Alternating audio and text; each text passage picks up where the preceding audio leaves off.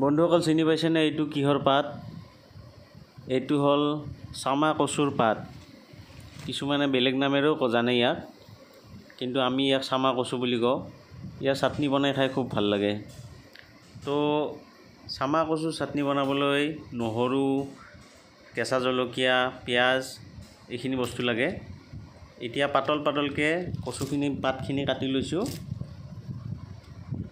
এতিয়া কেৰাহীটো গৰম হ'বলৈ দিলোঁ। কেৰাহী গৰম হোৱাৰ পিছত ইয়াতে কচুৰ পাতখিনি আৰু লগতে জলকীয়া, নহৰু আৰু অকণমান নিমখ দি এই গোটেইখিনি তেল নিদিয়াকৈ ভাজি ল'ম, মানে শুকাই ল'ম। কচুৰ পাতখিনিৰ পৰা পানীটো যাতে ওলাই যায় তেনেকুৱাকৈ ইয়াক সেকি ল'ম।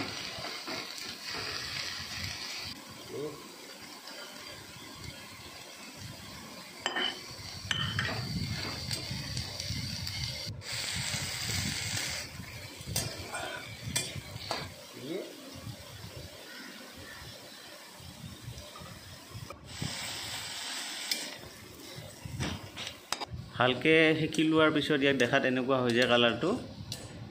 পানীখিনি এতিয়া শুকাই গৈছে। এই শুকাই যোৱাৰ পিছত এতিয়া মিক্সিৰ জাৰত দি ইয়াক পিচি ল'ম।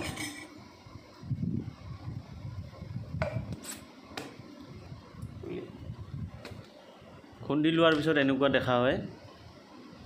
এতিয়া কেৰাহীত অকণমান তেল দি ইয়াতে পিঁয়াজ অকণমান দি ভাজি ল'ম।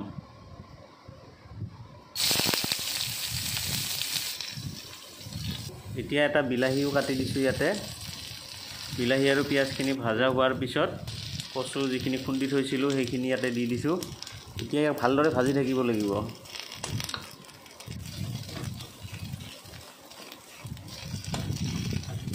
এতিয়া ভাজি হৈ গ'ল। এইখিনি এনেকুৱা হৈছে দেখাত। এতিয়া কচুখিনি ভাজা হোৱাৰ পিছত এনেকুৱা দেখা হয়। এতিয়া কি কৰিম, কেৰাহীত অকণমান তেল ল'ম। লৈ উঠি কেইটুকুৰামান নহৰু ফ্ৰাই কৰি ল'ম।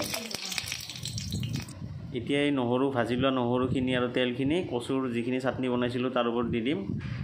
ভাল লাগে খাই, খুব ভাল লাগে, টেষ্টি হয়। ভাতৰ লগত বেলেগ চব্জি একো নালাগে, আঞ্জা একো নালাগে, এইখিনি ল'ব লাগে আৰু একেলগে সানি খাব লাগে। এক কাঁহী ভাত চাফা হৈ যাব।